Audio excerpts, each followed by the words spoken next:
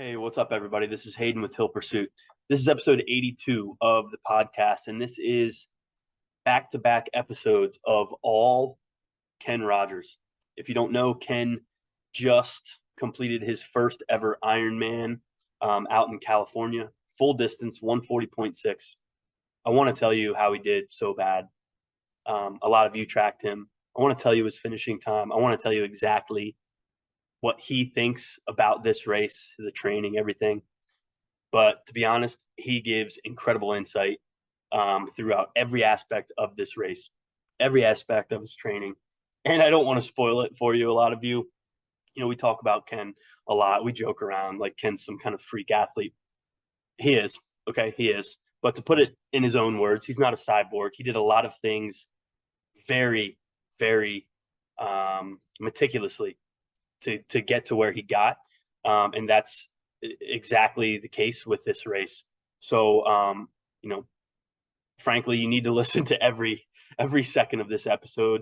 One of the best pieces of insight comes at the very end or near the very end of this episode, when Ken gives 1, 2, 3, 4, 5 key points, or key take-home points about the entire process of training, of performing on race day. And as you know, Ken Rogers is one of our nutrition coaches at Hill Pursuit. So he gives a lot of great insight into intra-race nutrition. And I'll be completely honest, as he was saying it, we signed off of the podcast and we had a little talk afterwards. As he was saying it, I felt like a lot of people needed to hear it, and a lot of people need to be using Ken as a resource for intra-race nutrition. Not something you do the first time on race day. You're practicing this. He talks to that practice.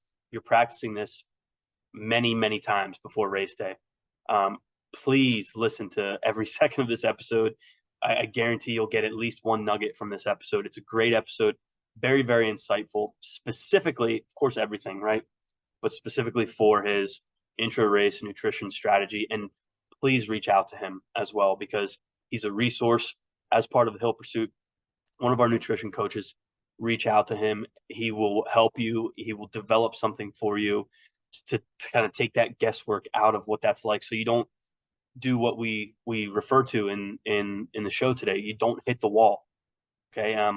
That's a huge, huge benefit to working with someone like Ken. So I'm going to stop talking already, but reach out to I put all of Ken's contact info into the show notes, but if you want to reach out to me, find me at Hill Pursuit for any of the socials, hillpursuit@gmail.com.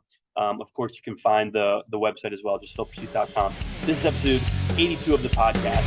Enjoy the show.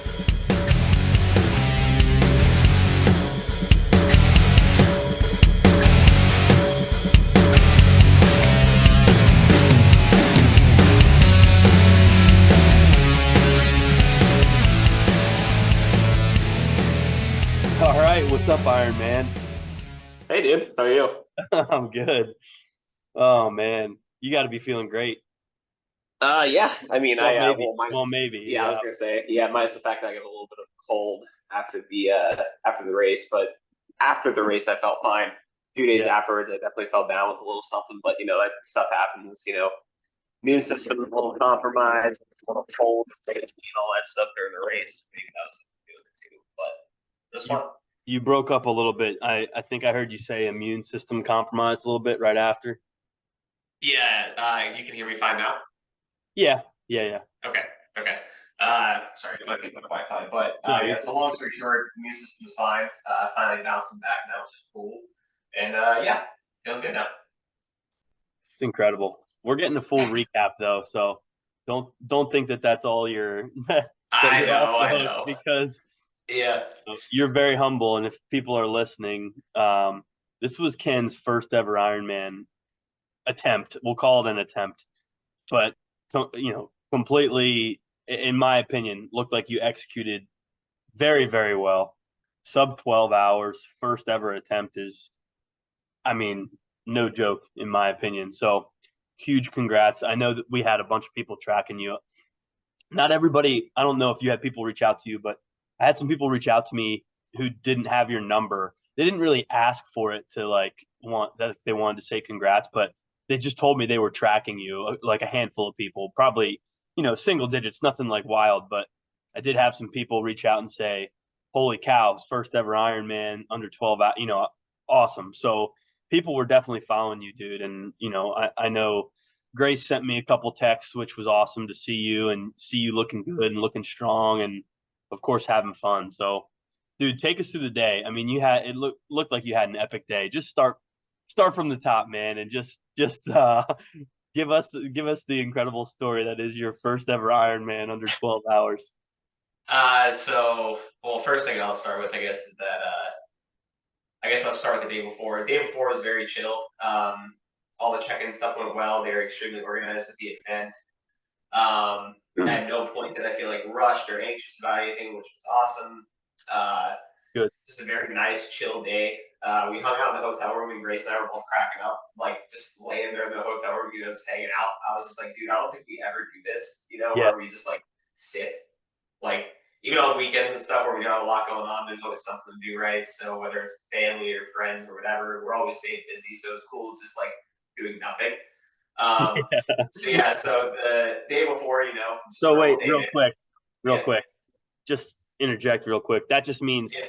if you want another day like that, you have to register for another Ironman. Yeah, pretty much. Yeah, that's like the only time that you're ever really gonna find me like resting. I Right, guess, because I don't know if it's like anxious energy or ADHD or what, but like it's hard for me to sit still like that. Yeah, But yeah. so the whole day beforehand went great. The night before, everybody gets a little bit anxious with like sleeping and whatever else, but I have a couple of ways to kind of calm myself down and kind of get my headspace right when it comes to like pre-race stuff. So I had no issue sleeping. I fell asleep, dude. I was in bed by like 8. Yeah. Fell asleep by like 8:30. So wait, tell us how. Yeah. Like, what do you do to calm yourself down and fall asleep?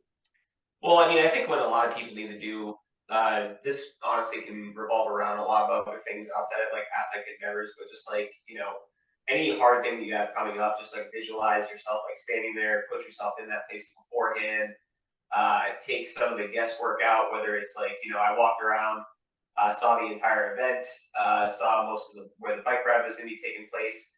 For me personally, I was super anxious about the swim just because, I haven't done a lot of open water swimming. I haven't done a triathlon before. I didn't know what the transitions were going to look like. So like just being able to go throughout the day and just like visually putting myself like in the spots that I was going to be in.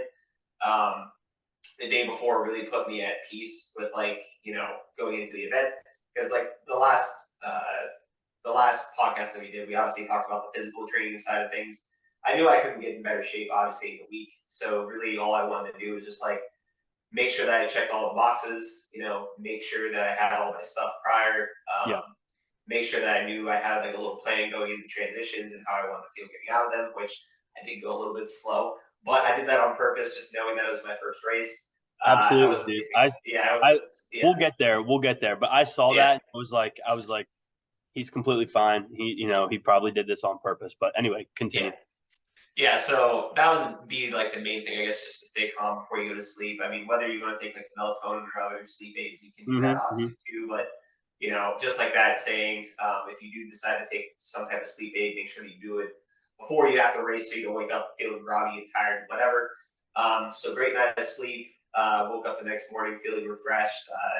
Really wasn't like anxious or worried about anything.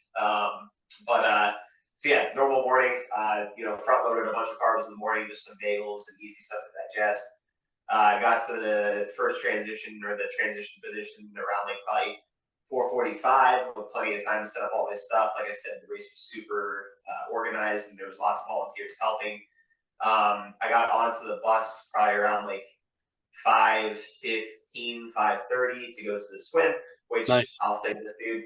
The funny part that I've associated school buses with is that like they're always linked to like the hardest things I've ever had to do, which is like you hop on a school bus and that means you're going somewhere terrible, because like pretty much anything that you do like in the military, and I don't have like a super extensive background with that stuff, but like they always like send you like trans via school bus. So like you're going to this like crappy school or this like crappy thing. It's always on a school bus. So I'm like, It's oh, like this a feels a bad little weird. it's like a bad omen. You're like, Yeah. So like, Please don't let this be a bad sign for the day. Yeah, so like, no, it was cool, man. I mean, and the other thing I'll say too was everybody at this event was super nice.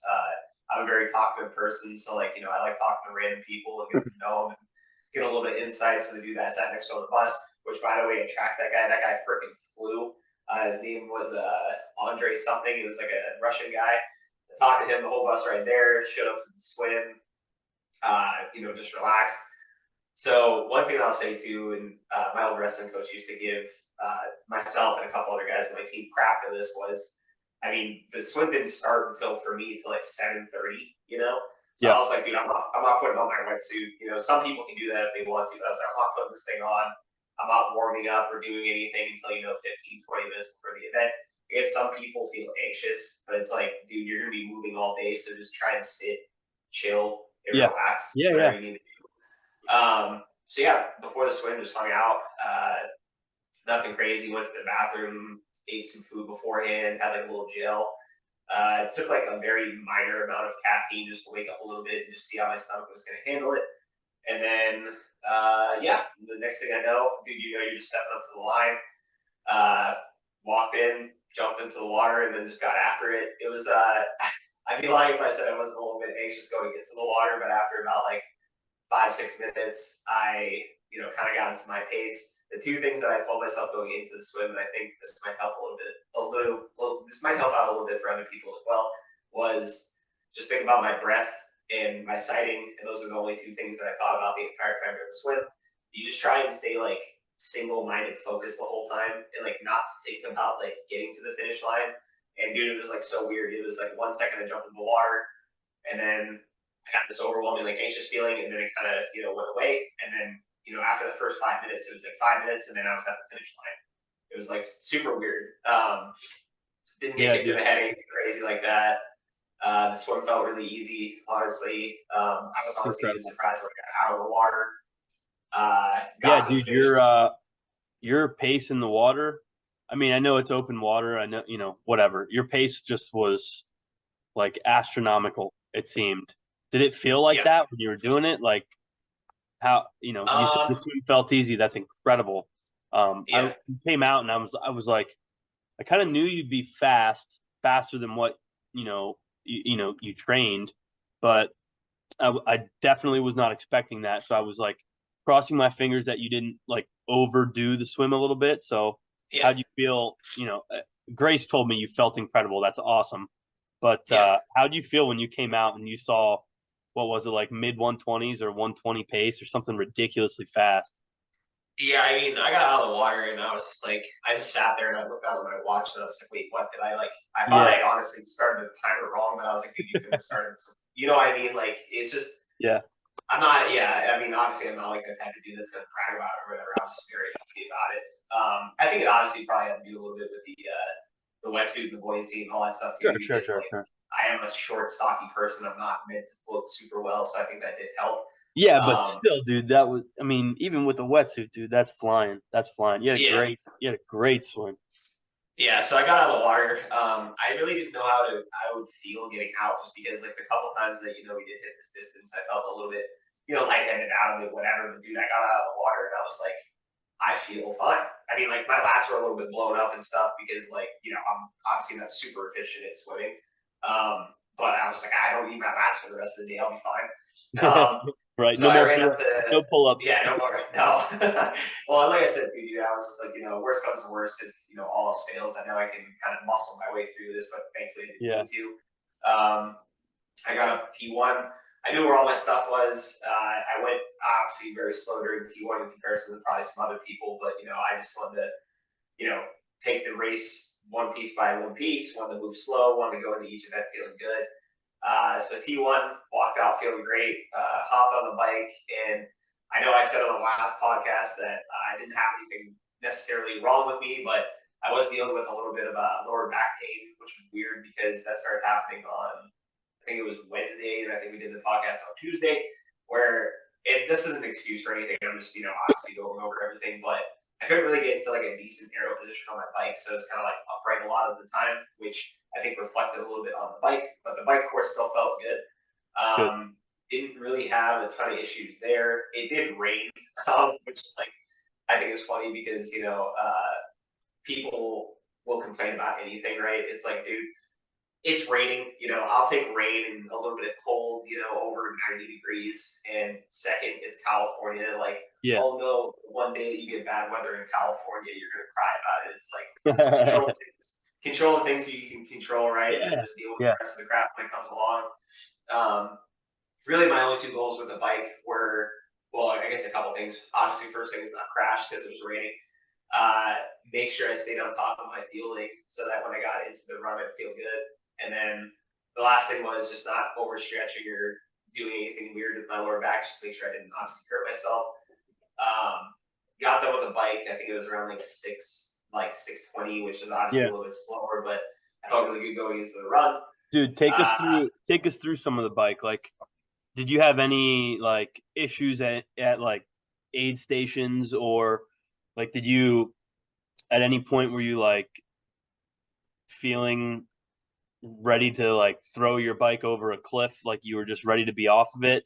Sometimes you hear this stuff and it's like, oh geez, this is just dragging on and dragging on. Or how was the bike ride for you? Because you executed like a very efficient, I would say, efficient bike ride. Like, you were certainly capable of much faster, but I think the way that you rode the bike put yourself into a great position to like run a very like a competitive marathon in general, let alone within an Ironman. So talk us through some of the bike. Like, how were the aid stations?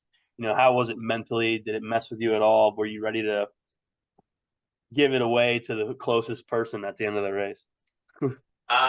Honestly, the aid stations were they weren't bad. I mean, people standing on the sides, handing me water, Yeah. Gatorade, whatever else.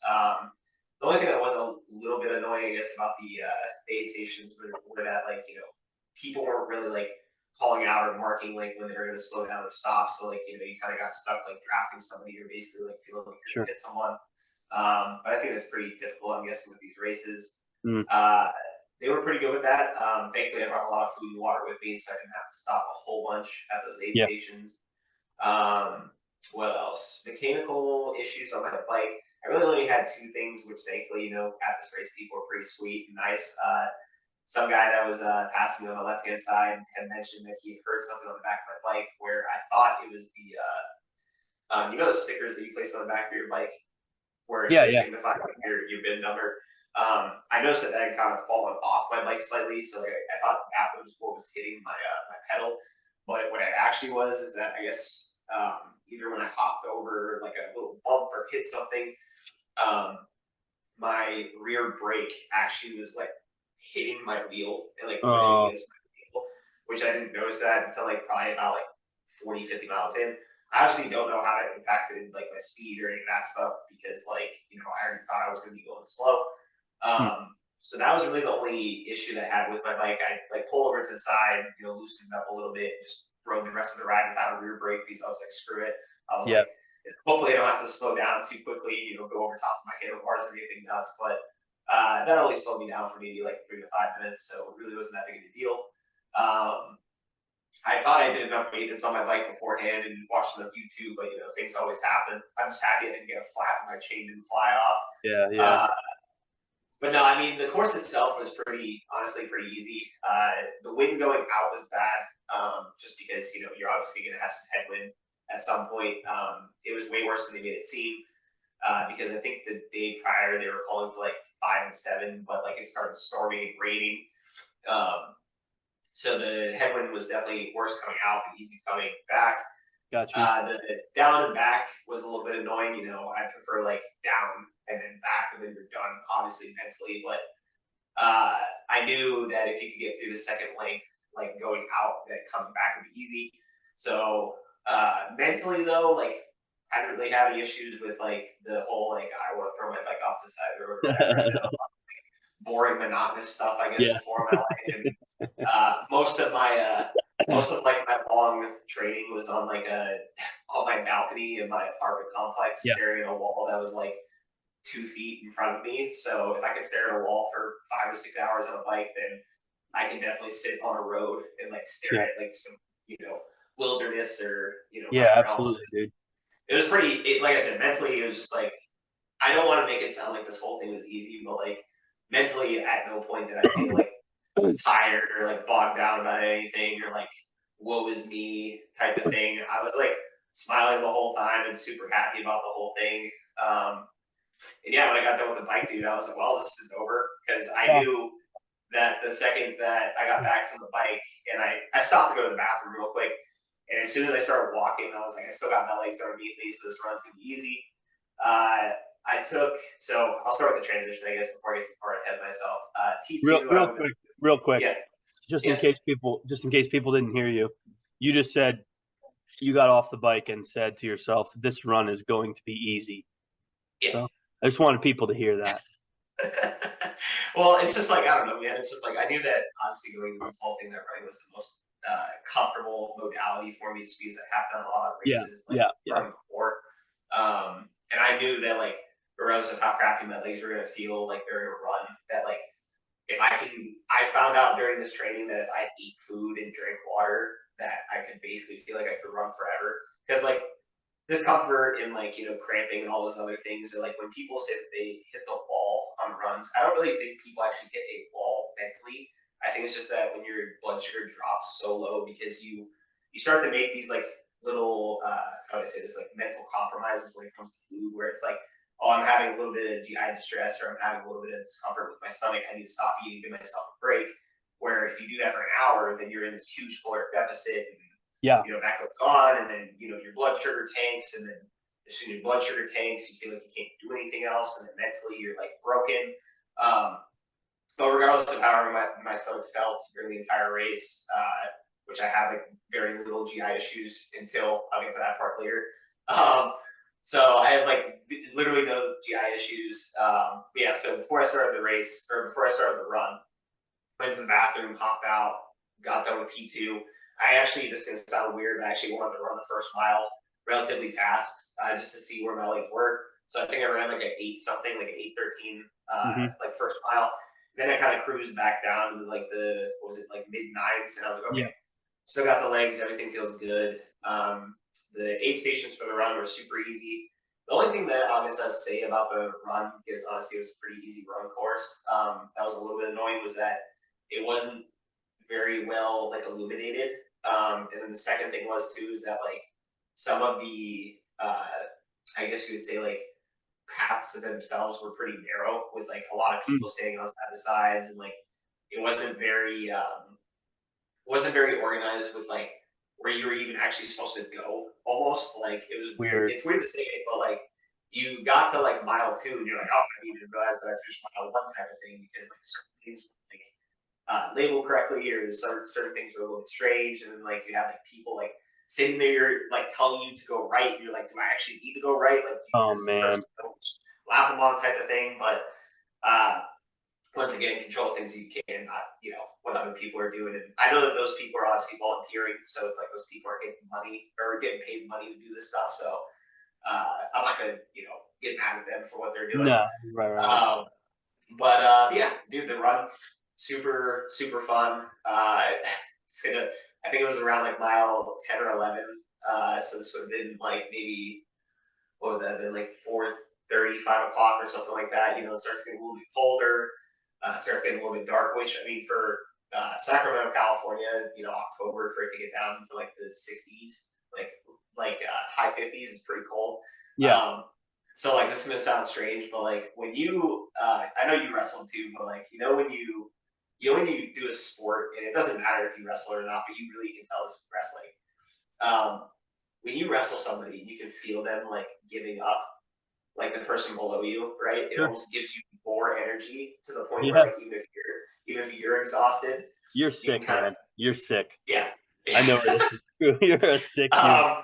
So like where when it started getting cold and it started getting rainy, and like I was like passing all these people, and like people started to walk and stuff, it kind of like fed me almost in a Yeah. weird way, because I was just like, I'm gonna kind of steal this from somebody and not say this, but in my head I'm like, oh, now the race is actually starting, like where it starts getting cold, a little bit uncomfortable, and then like I actually started running faster, because I started seeing people like get into their heads and get a little bit like, Absolutely. to feel sorry for themselves type of thing. So like mentally for the run, dude, it was just like I would like to say that it was hard at some point, but it didn't really feel hard at all. The last 6 miles, I felt like I could have ran like a sub-8 if I needed to. The only time on the run, I guess you could say that I did feel uncomfortable was mile 25. 25. Right, mile 25, and not because of the running, but because my stomach did start to fail me at mile 25. I looked down at my watch and I was trying to do the math in my head for when I started, whatever. And I was like, okay, if you want to do a sub 12, then you're not going to have time to go to the bathroom. So I was like, Yeah. okay. I was like, there's porta potties right there. And I was like, okay, do you think you can hold this for the next 8 minutes? And I was like, yes. So then I just freaking hauled I the saw entire rest of the race. the And last mile. The I think I last ran like a mile. 7 and Yeah. then like a 5 or something. I did like a straight up sprint for like the last like 0.4 miles or something like that. And I ran like a Yeah. 5:13. Yeah. But yeah. It was just, I don't know, man. It was just it was a really, really fun day. Obviously, like Grace being there and like supporting me and all that stuff was cool too.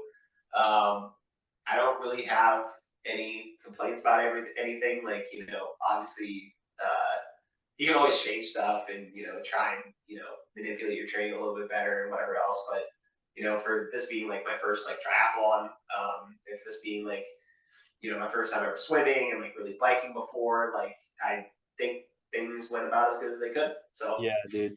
You had a great day. Tell us, give us the overall finishing time. Just remind me. I think it was like 11:52:51 or something. That's I know 50 something. So Yeah. yeah, I mean, definitely probably would have had time for the porta potty stop, but pushing it. Yeah. Nice, dude. Yeah, 7 minutes under the 12. That's incredible. Are you gonna do another one? I don't know, man. Another full? Probably not anytime soon. Just because Training time.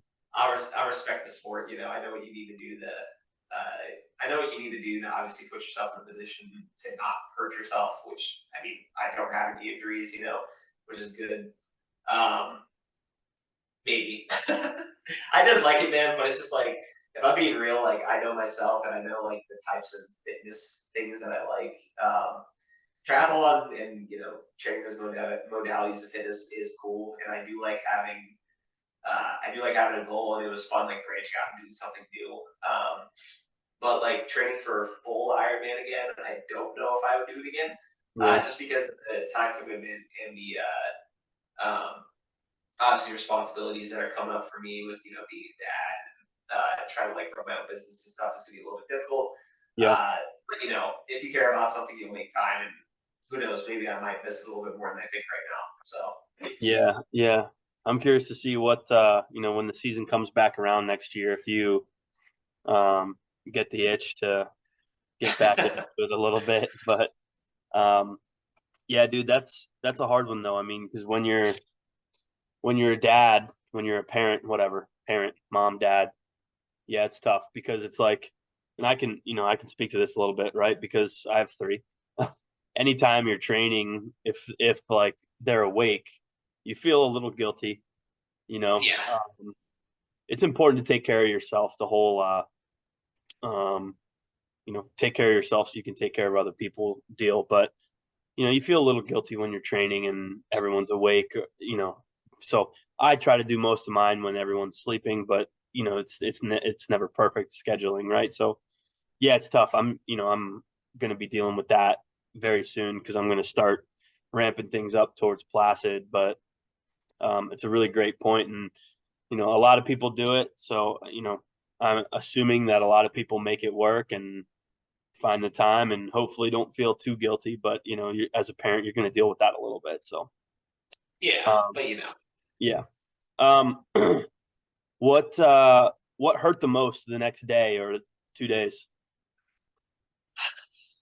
you want the honest answer? Yeah, go ahead, you sick freak. Nothing. Uh, Let me guess. Nothing.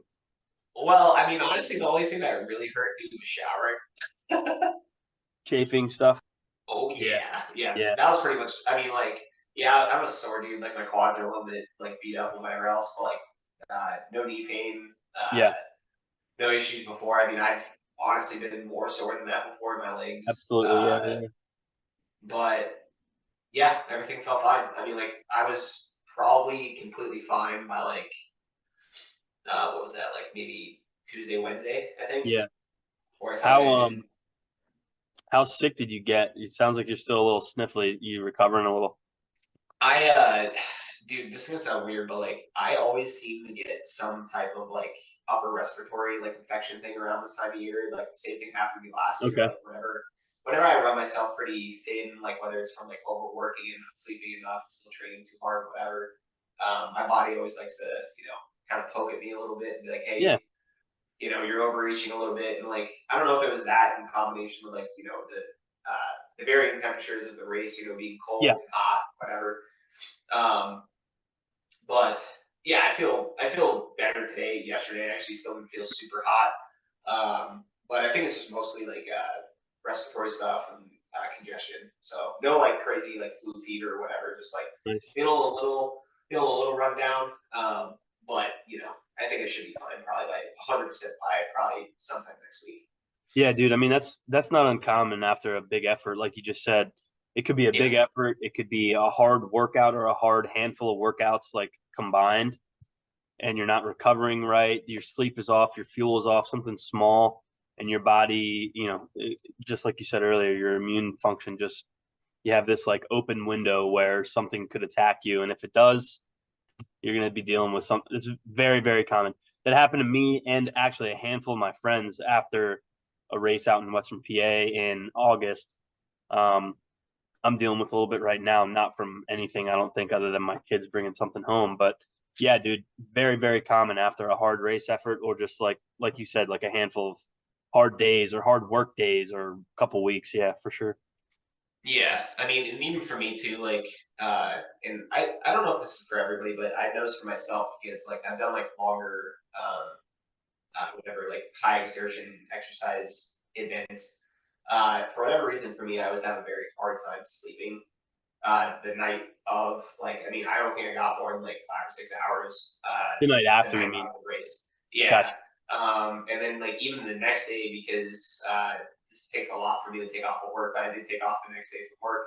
I didn't move around as much. I don't know if it's because my body's used to activity or whatever, but like I had another terrible night of sleep, and this is like a woe is me moment. But it was just basically like 3 days of back-to-back poor sleep after the race. So I think it was a combination of sleep and that because like that even happens to me like on like a normal work week if I have to wake up at 4 and I only get like 5 or 6 hours of sleep like 3, 4, 5 days in a row. Mm, That's when I start feeling a little scratchy in my throat or a little bit of congestion. And I'm like, okay, I got to try to prioritize some sleep. yeah. Um, but I think I just kind of fell off the edge a little bit too much with this one, and it's going to take me a little bit longer, but I'll be fine eventually. So Yeah. Yeah. Well, dude, incredible. Thanks for sharing everything. Hopefully, there's some nuggets in there for people who are listening or ready to attack a full or considering attacking a full. Do you have any like big take home message about like the training process, the race itself, like the experience as your first full distance, like anything, any last like word of advice for anybody? I think the main thing for any type of event like this is just confidence that you have going into it. So obviously that falls into like the planning, whether it's whatever you do with your training programming, and obviously anybody that works with you or anybody over at Victory. If you trust the process and you don't miss workouts to the best of your ability, know that showing up the race day you're going to feel fine physically. Then mentally having a plan, especially when it comes to food. And obviously I'm a little bit biased in saying this, but I think the food is probably where a lot of people do screw up with the stuff, and it's a little bit sad when you do hear that because you train so hard for so long, week on week, month on month, to just kind of underfuel yourself for a day. So just having a set plan in your head, obviously train with the things that you plan on using for the race, and just making sure that you stick to that plan no matter whatever else happens during the race, because nothing's going to go perfectly, but do your best to obviously just stay on top of those little things, and just stay positive, man, because like this stuff is just, how do I put this, like we're all very lucky to even be able to do this stuff, because like I've been hurt and injured before, and there's not a time where I've been hurt that I'm like, I wish I could freaking work out right now.